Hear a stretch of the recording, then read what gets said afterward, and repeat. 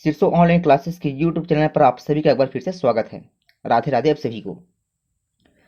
आज की इस क्लास में हम यहाँ पर समझने वाले हैं संट का सिद्धांत मीन्स थ्योरी ऑफ संट के बारे में।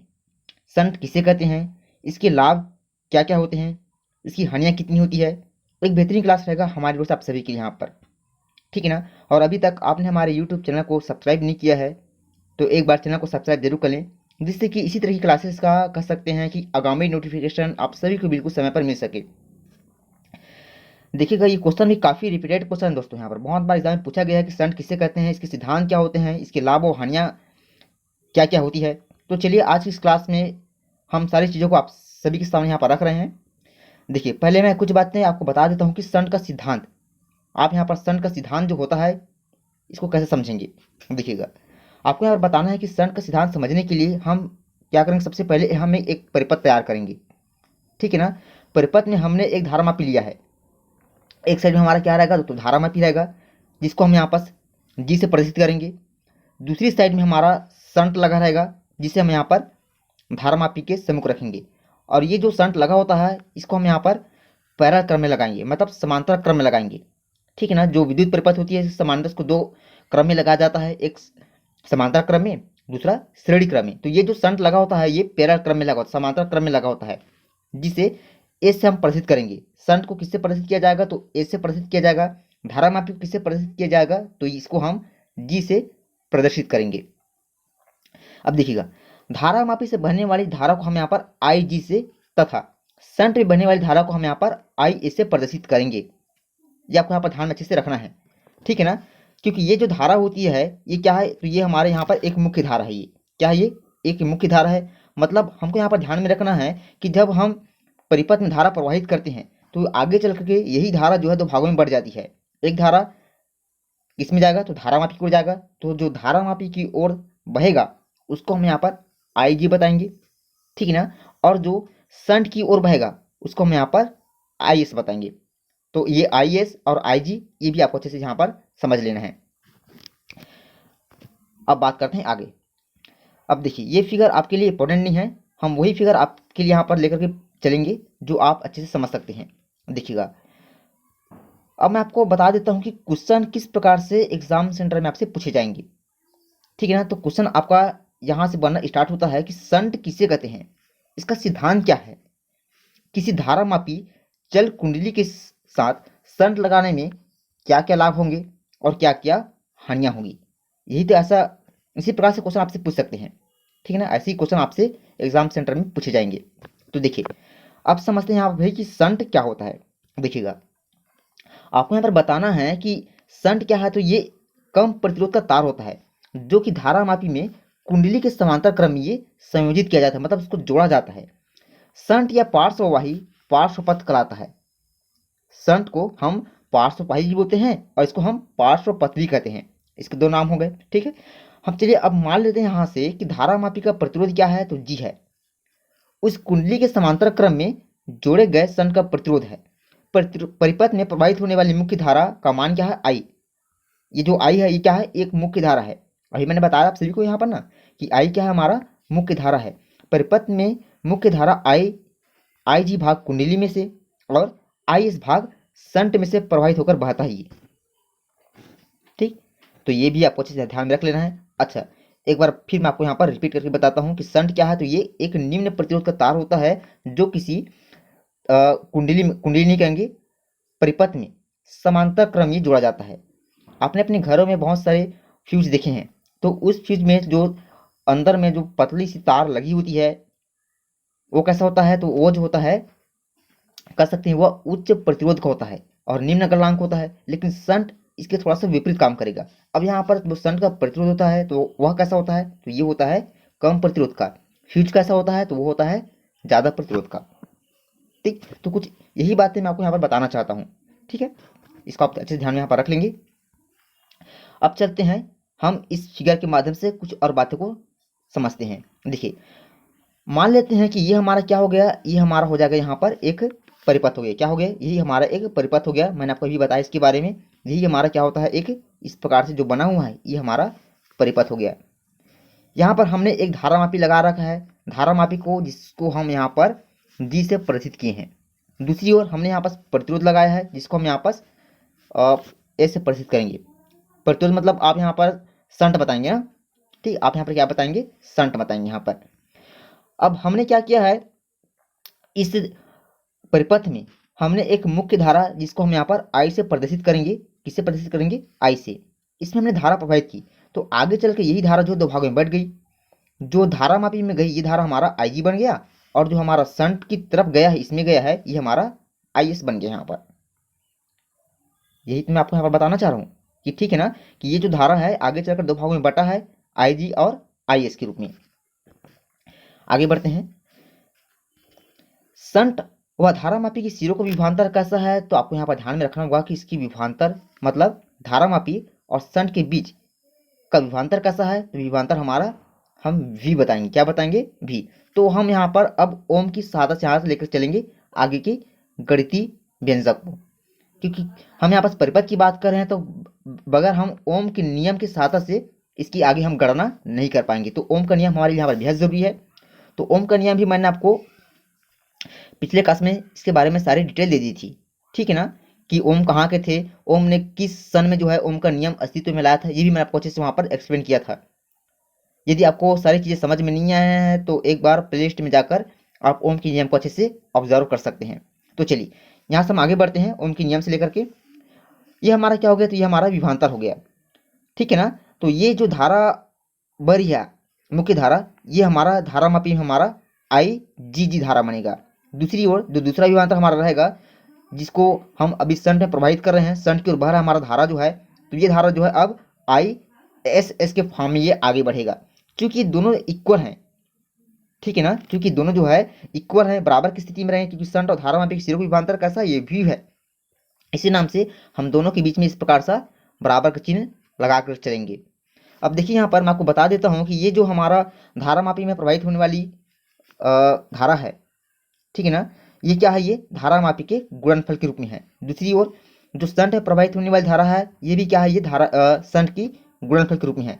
अब गुणनफल के रूप में है, इस नाम से हम यहाँ पर इसी को इस बटे के फॉर्म में भी ले सकते हैं। तो बटे के फॉर्म में हमारा इस प्रकार से एक नया यहाँ पर कह सकते हैं व्यंजक तैयार होगा, I G upon I S upon I G बराबर जी अपॉन एस के फॉर्म में। ऐसा हमारा एक नया यहाँ पर व्यंजक तैयार होगा। इसको हम यहाँ पर क्या देंगे, इक्वेशन नंबर हमारा सेकंड यहाँ पर रेडी होगा। उम्मीद है यहाँ तक तो आप सभी को समझ में अच्छे से आ गया होगा। अब बात करते हैं आगे। देखिएगा, शंट और कुंडली में प्रवाहित धाराओं के मान उसके प्रतिरोधों क्या होते हैं, व्युत्क्रमानुपाती होता है, ठीक है ना। शंट और कुंडली में प्रवाहित धाराओं के मान जो उनका प्रतिरोध होता है ना, उसी क्या होता है, ये व्युत्क्रमानुपाती होता है। ये वेरी वेरी मोस्ट आप सभी के लिए एक पॉइंट बनेगा यहाँ पर, ठीक। तो ये चीज आपको अच्छे से ध्यान में रख ही लेना है कि शंट और जो कुंडली में प्रवाहित धारा का जो वैल्यू होता है, ये प्रतिरोधों के ये हमेशा व्युत्क्रमानुपाती होती है। तो इसके लिए हम यहाँ पर क्या करेंगे, इसके लिए हमको यहाँ पर करना है, ये जो हमारा अभी समीकरण नंबर दूसरा यहाँ पर तैयार हुआ है, समीकरण नंबर दूसरा हमारा यहाँ पर जो तैयार हुआ है, इसमें हम क्या करेंगे, यहाँ पर इस साइड में और इस साइड में, दोनों साइड में हम यहाँ पर जो है व्युत्क्रमानुपाती के फॉर्म को प्लस एक करके आगे यहाँ पर आगे गणना करेंगे, ठीक है। अच्छा चलिए, मैंने आपको कुछ बातें यहाँ पर बताई नहीं है, मैंने आपको यहाँ पर शायद नहीं बताया है कि यहाँ पर हमारा समीकरण नंबर पहला यहाँ पर तैयार होगा, तो इसको भी आपको थोड़ा सा ध्यान में रख लेना है, ठीक है ना। तो समीकरण हमारा पहला क्या बनेगा, यहाँ पर ये बनेगा, आई हमारा क्या है, मुख्य धारा है, क्योंकि ये दोनों धारा जो है आगे बढ़ रही है, ठीक है। इस नाम से हम यहाँ पर दो धारों में बटा है, तो आई जी प्लस आई हमारा एक नया यहाँ पर धारा क्रिएट हो रहा है। तो यही हमारा इक्वेशन नंबर यहाँ पर फर्स्ट तैयार होगा। फिर तो इसको आपको ध्यान में रखना कि ये हमारा समीकरण नंबर पहला था, और ये वाला हमारा जो बना हुआ है ना, ये हमारा समीकरण नंबर सेकंड के फॉर्म में हमको ध्यान में अच्छे से रख लेना है, ठीक है। चलिए, तो चलिए अब यहाँ से बढ़ते हैं। मैंने आपको क्या बताया है कि ये जो हमारा अभी समीकरण नंबर सेकंड तैयार हुआ है, इसके दोनों साइड में हमको यहाँ पर प्लस एक यहाँ पर जोड़ना है। तो यहाँ पर भी मैंने क्या किया है, प्लस एक जोड़ दिया है, यहाँ पर भी मैंने क्या किया है, प्लस एक इस प्रकार से जोड़ दिया है। और इस प्रकार से जब कोई कह सकते हैं कि एक मिश्र भिन्न के समान आपको यहाँ पर दिखाई दे रहा होगा, मैंने आपको ये भी बता दिया है कि किस प्रकार से मिश्र भिन्न को जोड़ा जाता करके। फिलहाल ये तो मिश्र भिन्न नहीं है, लेकिन आपको ये कह सकते हैं कि समझने के लिए मैं आपको यहाँ पर बता दी हूँ, है ना। चलिए अब देखिए इसको हमको कैसे करना है। तो देखिए यहाँ पर हमको काम यहाँ पर क्या करना है, ये जो है यहाँ पर ना इसके साथ हमको क्या करना है, मल्टीप्लाई करना है। तो मल्टीप्लाई करने पे क्या मिलेगा, तो आई एस प्लस आई जी बटा आई जी को हमको यहाँ पर नीचे में लिख देना है हर वाली राशि को। सेम वही काम हमको यहाँ पर भी करना है। तो ये कैसा बनेगा, सबसे पहले हमको यहाँ पर जो है एस का 1 से मल्टीप्लाई करना है। तो कैसा मिलेगा हमको, जी प्लस एस और अपान हमारा अपान के रूप में हमारा एस को सेम टू सेम यहाँ पर हमको प्रेजेंट करना होगा। यहाँ तक आने के उपरांत फिर क्या काम करना है, हमें पता है कि ये जो आई एस प्लस आई जी है ना, ये हमारा आई के बराबर में आता है, जिसको मैंने आपको अभी थोड़ी देर पहले बताया था कि हमारा इक्वेशन नंबर फर्स्ट से रेडी हुआ था। ये आप देख सकते हैं यहाँ पर ये क्या है हमारा, तो यही तो हमारा है ना यहाँ पर इक्वेशन नंबर फर्स्ट, आई बराबर आई जी प्लस आई एस। अब इसी आई जी प्लस आई एस के स्थान पर हमको यहाँ पर आई लेकर के चलना है। तो देखिए इसी को हमने यहाँ पर जो है इस प्रकार से एक नए फॉर्म में यहाँ पर लिया है। क्या था यहाँ पर, ये देखिए यहाँ पर ये जो आई जी प्लस आई एस है, इसके बराबर हम यहाँ पर क्या लेंगे, तो लेंगे आई। ठीक है, तो चलिए ये देखिए हमारा यहाँ पर जो है एक नया फॉर्म क्रिएट हो गया है, आई बटा आई जी जी प्लस एस बटा एस। ये हमारा एक नया फॉर्म यहाँ पर बन करके रेडी हुआ है। ठीक, इसके स्थान पर हमने क्या लिया है, तो इसी के स्थान पर हमने आई लिया है, इस प्रकार से स्मॉल आई में ना, स्मॉल आई का लेंगे आप यहाँ पर। अब देखिए यहाँ तक आने के उपरांत हम फिर यहाँ पर क्या काम करेंगे, मैं आपको बताता हूँ। यहाँ पर देखिए आई जी बराबर एस बटे जी प्लस एस आई, या फिर इसी को हम इस प्रकार से एक नए फॉर्म के रूप में फिर से लिख सकते हैं। क्या करेंगे यहाँ पर क्या लगा है, तो बराबर ही लगा है, मतलब यहाँ पर हम जो है तिर्यक मल्टीप्लाई कर सकते हैं, क्रॉस मल्टीप्लाई यहाँ पर हम कर सकते हैं। तो क्रॉस मल्टीप्लाई करने पर हम यहाँ पर जो है एक इस प्रकार से एक नया समीकरण यहाँ पर तैयार होगा, जिसको हम यहाँ पर समीकरण नंबर 3 देंगे। कंफर्म यहाँ तक। अब बात करते हैं आगे। देखिए यहाँ तक आने के बाद आपको क्या काम करना है, यदि मान लेते हैं यहाँ से आपको फिर एक पॉइंट नोट कर लेना है। यदि मुख्य धारा क्या है हमारा, एन था, ठीक है ना। हम मान लेते हैं यहाँ पर मुख्य धारा हमारा वहाँ पर आई था, लेकिन अभी थोड़ी देर के लिए हम यहाँ पर मान लेंगे यदि मुख्य धारा एनवा भाग धारा में भी कुंडली में से प्रवाहित होती है, तो यहाँ पास हम थोड़ा सा 1/n के फॉर्म इसको लेकर के चलेंगे। ठीक है यहाँ तक। तो कैसा बनेगा यहाँ पर, तो देखिए तो जहाँ पर भी हम अभी आई प्रेजेंट किए थे वहाँ पर हम क्या लगा देंगे, एन लगा देंगे। तो यहाँ पर देखिए ये हमारा बन जाएगा 1/n बटे आई, हो गया हमारा, बराबर कर लेंगे यहाँ पर इस प्रकार से। इसको कैसे लिखेंगे, तो एस बटा जी प्लस एस, ऐसा करेंगे यहाँ पर। ठीक है, इतना सब कुछ करने के बाद हम यहाँ पर डायरेक्टली जो है एस के लिए मतलब संट, एस क्या है हमारा, तो ये हमारा संट है, इसके लिए यहाँ पर जो है एक नया फॉर्म पक्षांतर कर देंगे। तो हमारा बनेगा एस बराबर जी बटे एन माइनस 1। समीकरण नंबर 4 हमारा यहाँ पर तैयार हो गया। ठीक, आप यहाँ पर थोड़ा सा एक बार स्क्रीनशॉट ले लेंगे अच्छे से। ठीक, अब यही क्या होता है, तो यही हमारा जो है संट के लिए एक व्यंजक यहाँ पर तैयार होता है। अब समझते हैं यहाँ पर कि संट से हमें क्या क्या लाभ हो सकती है। देखिए हमको यहाँ पर बताना है कि संट से निम्न लाभ होते हैं। पहला, धारामापी के साथ संट लगा देने पर इसे प्रबल धारा वाले परिपथ में हम संयोजित करने पर इसकी कुंडली के जल, यहाँ पर थोड़ा सा लिखेंगे, यहाँ पर जल जाने का भय नहीं रहता है। ठीक है, ये पानी वाला जल नहीं है ना, ये पानी वाला जल नहीं, यहाँ पर ध्यान रखेंगे, ये जो है शॉर्ट सर्किट वाला जल है ये। ठीक, तो आप थोड़ा सा यहाँ पर उलझन में न पड़ेंगे कि पानी वाला जल कहाँ से लिख दिया मैंने करके। ठीक, एवं संकेतक के टूटने या मुड़ने का यहाँ पर भय नहीं रहता है। दूसरी बात, संट का प्रतिरोध जो है बदल बदल कर धारामापी के प्रास जो है हम यहाँ पर आसानी से बदल सकते हैं। ये यहाँ पर जो है एक बेहतरीन यहाँ पर बात होगी, पॉइंट नंबर तीसरा और सेकंड वाला। तीसरा क्या है यहाँ पर, संट धारामापी की कुंडली के साथ समांतर क्रम में लगा रहता है, जिससे क्या होता है, धारामापी का परिणामी प्रतिरोध बहुत ही कम हो जाता है। ये भी वेरी वेरी मोस्ट यहाँ पर पॉइंट हो गया। अब समझते हैं कुछ हानियों के बारे में। हानि क्या है यहाँ पर, देखिए संट के कारण धारामापी की सुग्राह्यता जो है क्या है, काफ़ी जो है कम हो जाती है, मतलब रेजिस्टेंस जो है काफ़ी जो है लो हो जाता है। ठीक है ना। संट का उपयोग कर धारामापी को हम अमीटर में बदल सकते हैं। संट का उपयोग कर अमीटर की प्रास को हम आसानी से बढ़ा भी सकते हैं। तो ये कुछ इसके उपयोग हैं।